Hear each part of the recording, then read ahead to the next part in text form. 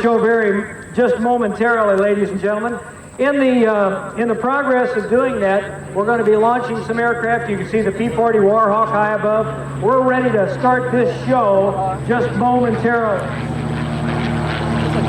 Start the show officially, of course, the way we should and the way we always do, with our nation's national anthem. We have the folks lining up out here in front with their military vehicles, those in the uniforms of that period from 39 through 45, as we prepare to launch World War II.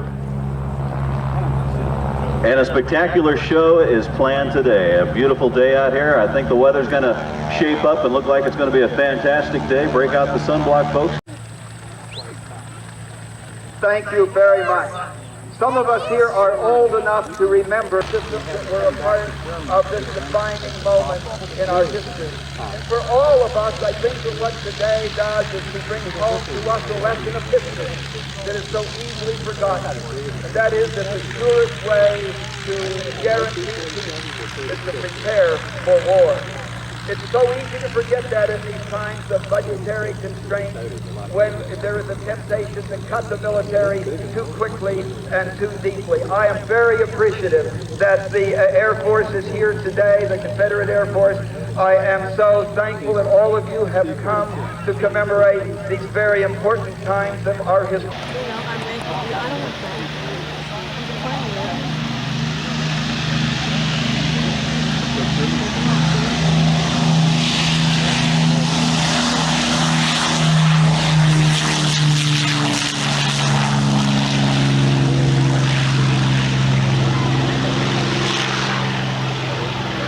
Those with knowledge and vision could see the curtain begin to lift on what was to become the Second World War. Spain was but a prelude to Hitler's 10 conquest of Europe, and then the entire world. In the late 1930s, the shadow of New German truck-stickers fell across Europe. At the same time, Hitler was training his army and equipping his weapons. Of the medium-duty bombers at that time. The Foswell 44 trainer, the Peaceful Stars observation and courier aircraft, and these were just a few of the new powerful and efficient aircraft which came to be a part of Hitler's new war machine. The pilot will be thousands of new aircraft work in unison with ground forces to create a new type of warfare which became represent the symbols of self-destruction. Outside of the English Channel, fired by the success of Blitzkrieg, the Fuhrer demands the surrender of Britain. And of course, Winston Churchill demurs, in reflection of the courage of the British people, says that they will never give up. Europe is paralyzed, totally under Nazi domination, and Europe alone stands to face the challenge. While in the Pacific here, they will have just begun. Outnumbered the U.S. Pacific Fleet, which had only 2 aircraft and 9 whole battleships. The Japanese also shelled other weapons systems. The Mitsubishi fleet, the Akagi, the Kaga, the Hiryu, the Soryu, the Shokaku, and the Twinkaku have just launched the Imperial Japanese Navy on America's island base at Pearl Harbor. The time, 7:55 in the morning. You are there! Watch now, ladies and gentlemen, as the Mitsubishi A6m Zero starts the battle invasion and the flying against our island base at Pearl Harbor. Watch now as that young serviceman tries to get the guns and the ammunition.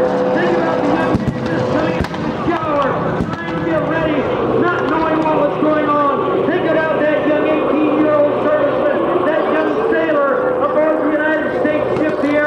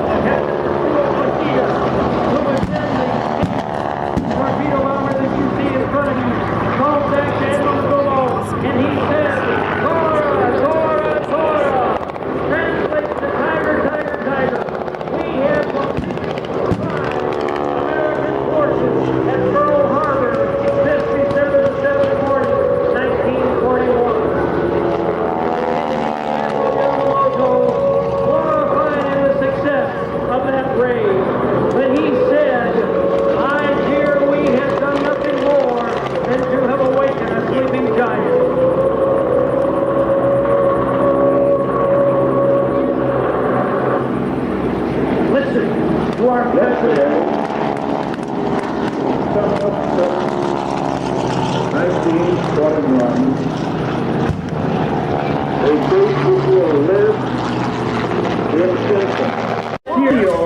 Japanese Zero. And on the ground, you can see the difference fairly clearly. But when you watch the aircraft in the air, along with the replica Zeros, it's virtually impossible to tell the difference. Such as yourself here at beautiful Frederick Municipal Air Force.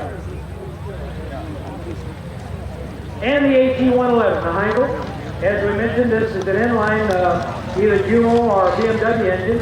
And it is an inline 12-cylinder engine, water-cooled. And this aircraft was built in about 1934, 1935 as the aircraft is converting it back to their original use. Brigadier General Red Gersler, P-51 Mustangs from up at Omaha, Nebraska. Young men and women who represent our Army and Navy at Pearl Harbor. Be sure and visit with them as the show goes on. They do have their tents and equipment and everything all set up back here in front of the nose of the C-130. We're delighted to have them with it and really added a sense of realism to that reenactment of that period from 39 through 45.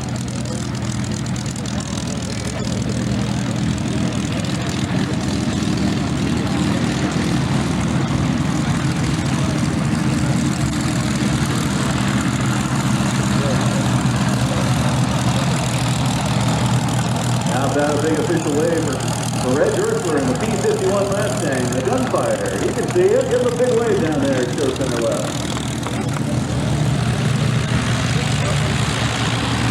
Ladies and gentlemen, prior to the attack, Japanese attack at Pearl Harbor, the American light plane in the sea had rolled from a small cottage business to a mighty production machine, delivering nearly 20,000 small, human-plane aircraft in only 2 years.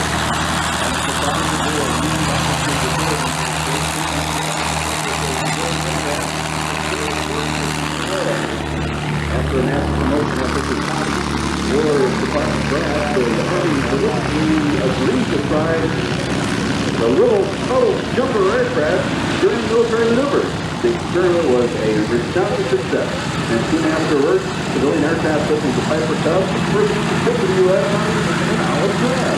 By the way. The military versions of these aircraft differ slightly from civilian counterparts, I should say, in order to meet their primary combat mission of artillery. Including message carrying and personal transport, and a small single-engine aircraft that can take off and land in the length of the football field came to be called grasshoppers. The most prominent of them for forward reconnaissance and go in and land on unprepared field, and of course could give a commander the opportunity to go in and see what was going in. These were Fairchild aircraft, and again they had these very range with 6-cylinder engines. A cadet can be forced out of the program at any time during training. The Confederate Air Force as well. Now, the North American P-6 Pearl Harbor, or Whereaway, any of those great names from World War II, 600 horsepower. 78, the Beechcraft C-45, or actually during World War II, was called an AP-7. And those aircraft were both used simultaneously as advanced trainer aircraft. UC-78 has a Jacobs engine of 245. Also flying different supplies for American Airlines and flying the SM. Gentlemen, let's think about Frederick, Maryland being an Army Air Corps training base back in 1941, 42, 43, and 44. Imagine this whole ramp from as far as we can see, lined up alongside the runway, being stacked up with PT-17, PT-19, PT-26s, and T-6 as we see here, and of course some of the planes there. Country work, they will be doing limited aerobatics capability in the aircraft, and they will be doing anything that they needed to learn how to fly. Planes transporting material over the Himalayan mountains to supply ground forces fighting in China. These planes Listen is the right 2,800 horsepower engine, powering the B-25.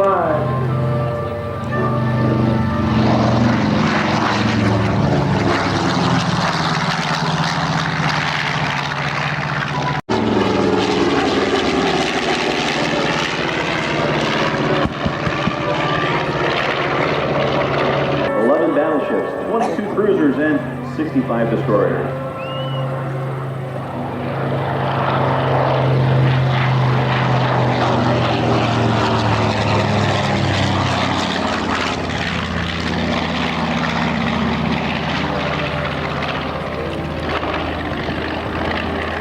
Thorpe and Rick Gaffrey. Think about North Africa, the B-24s and the B-25s that were launched from those bases and flown extensively into southern Europe. And of course the B-25s coming out of Great Britain, going across to France. Here's your photo opportunity, ladies and gentlemen. Watch now as Vern turns the aircraft up on the starboard wingtip for the photo opportunity of the B-25 Mitchell bomber.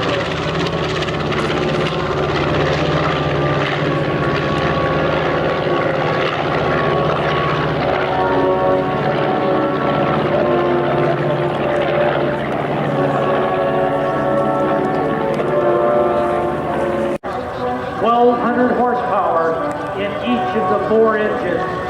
High altitude, unpressurized aircraft, much like a B-17. This one built by Consolidated, the Liberator, as the aircraft was known. This aircraft was used extensively out of North Africa and out of Europe, or out of the Great Britain flying into Europe. Watch. Listen to the sounds of history. Imagine the B-25 flight coming back in. 18 to 20 of these aircraft per crew. Per squadron would have gone out with only 7 or 8 or 9 coming back. 18, 19 craft. Their captain called the old dreamer. They were probably like 21 or 22 years old. Imagine the young people that gave their life. That we made the great free nation we are today.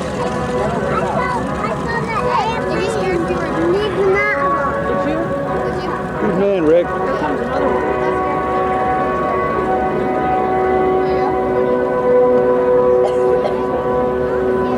Show me this one. Let's see. Wow.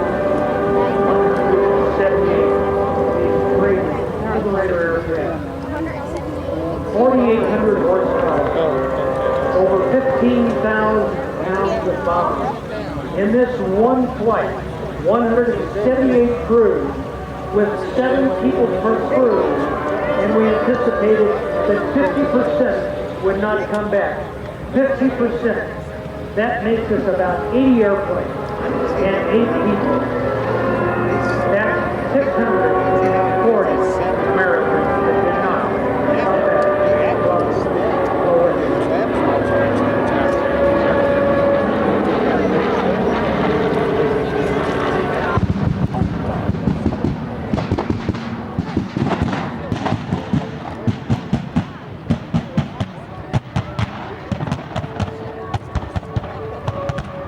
Ladies, we have about 120 aircraft of that period from 1939 through 1945 that we fly on the show circuit on a regular basis throughout the country.